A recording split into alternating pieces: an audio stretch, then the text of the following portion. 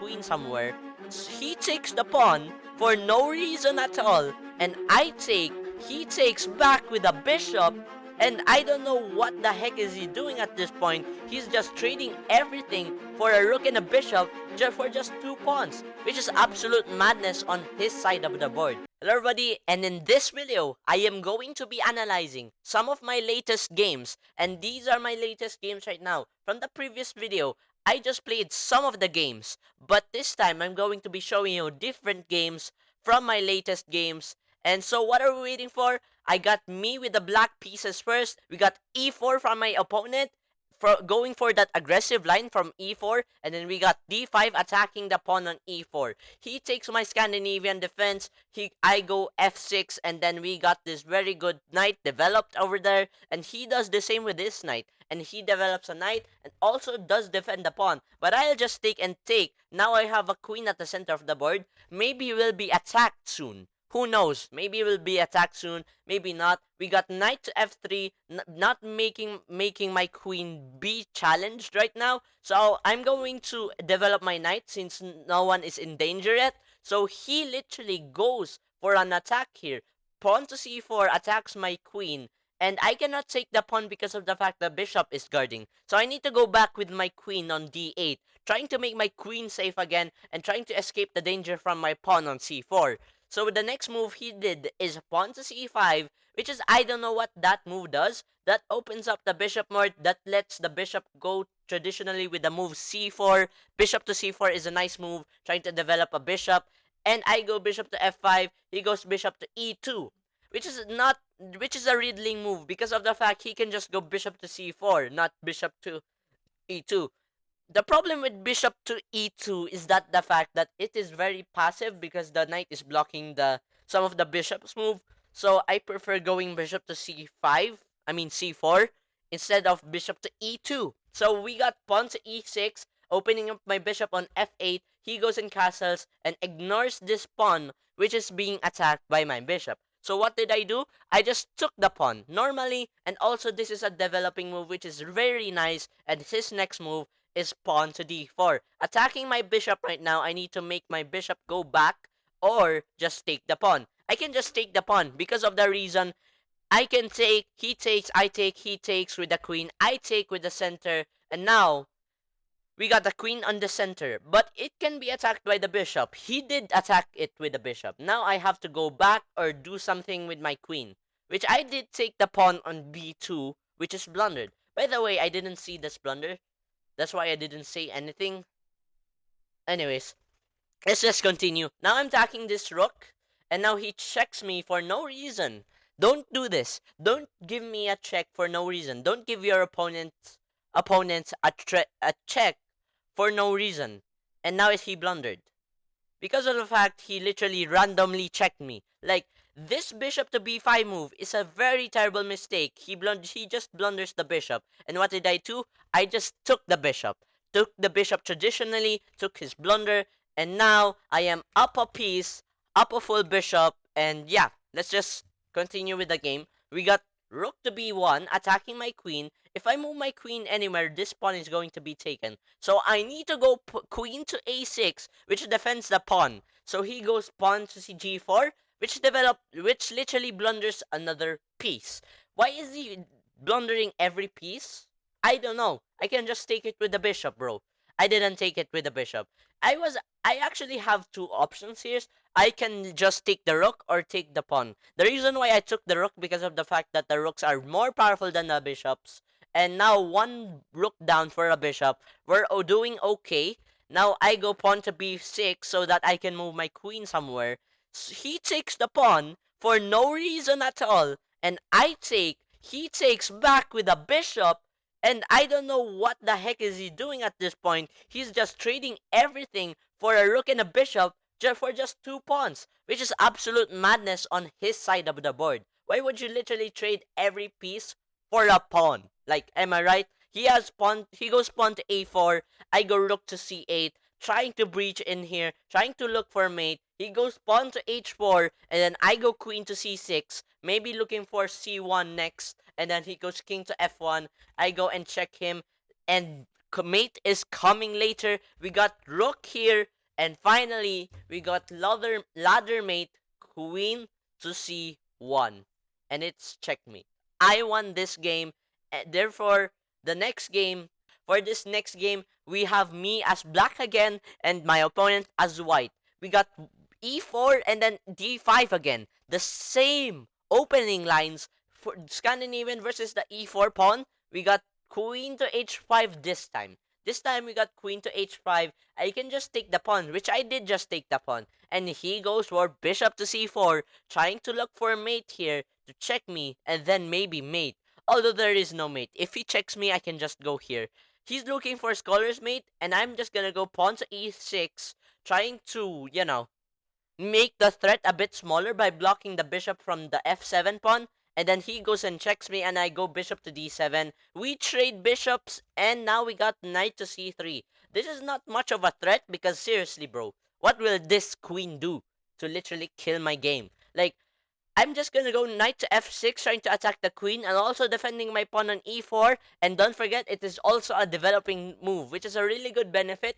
And then I go knight to c6, and now I have more development than him, and he goes and takes my blundered pawn on e4. I cannot take this because he will take with a queen, but I still take that in for the fact that it's a trade. But we're still equal in material. Believe it or not, he won a pawn and I won a pawn back. So we got bishop to e7. I developed my bishop to a much better square, which it can have more moves in the future.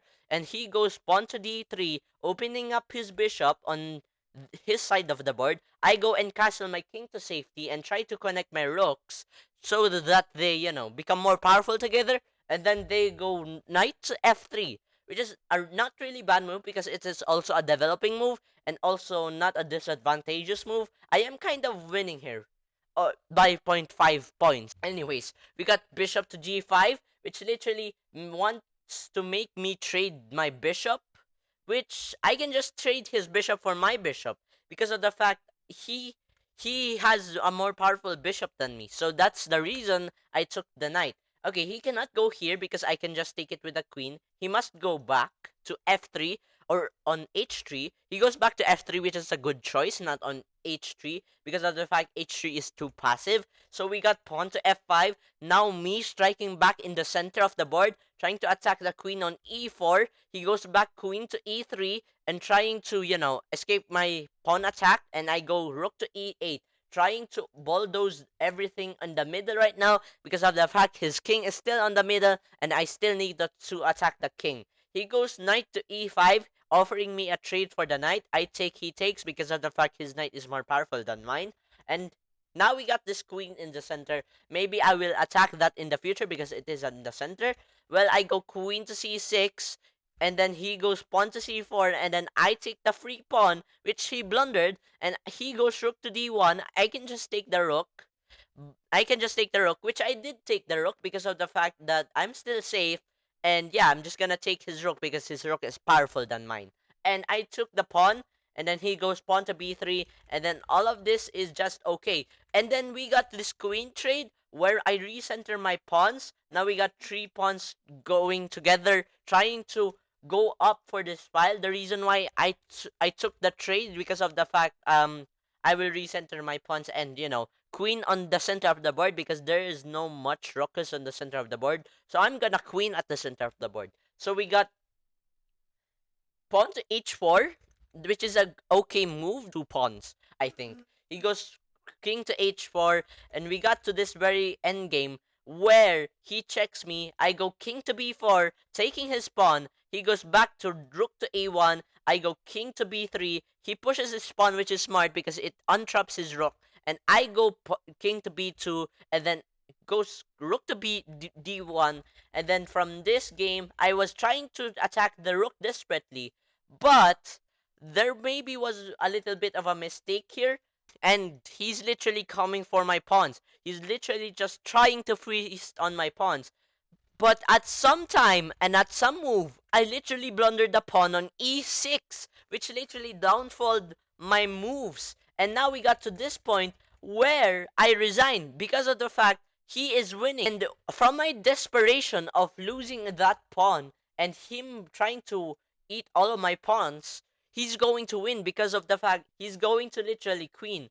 And even though that, I literally even also blundered my rook. Like, I blundered my rook. If I go anywhere on these squares, then my rook is going to be eaten anyway. Otherwise, my king is going to be eaten. Here will be taken by the rook. So yeah, on the last game I'm going to show you, we got e4 on this last game, and then d5 again on this last game. Almost all of our games is on the Scandinavian defense, or all of our games are on the Scandinavian defense. But this time, it's also a different move. This time we got f3, queen to f3. I take, he takes with the queen. I go and develop my knight and attack his queen. He needs to move his queen somewhere. And now I am winning in development. I have a lead in development.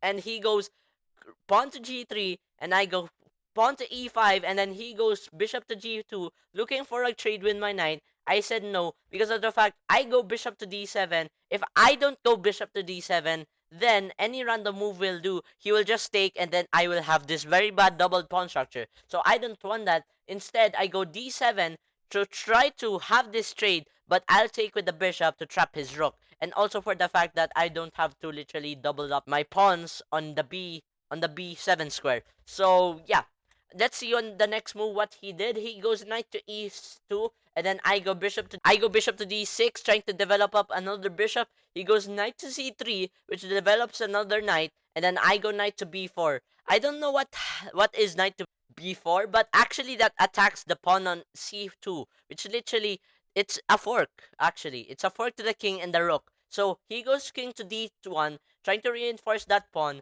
I go bishop to c6. He goes and takes my bishop. We got this trade, and then we got queen to g5, trying to pin my knight to my queen, although it's not a pin because it's a trade. And we got queen to d7. He goes queen to g7. As you can see, I sacrificed my pawn on g7. I don't know why I sacrificed my pawn. Maybe because I want to castle and have a lead in king safety and development. He goes and takes my blundered knight, which I literally didn't see. I literally didn't see that. He took my knight, and then I go bishop to e7, and then he takes my f7 pawn. I go f8, rook to f8. That literally attacks the queen. He has to move.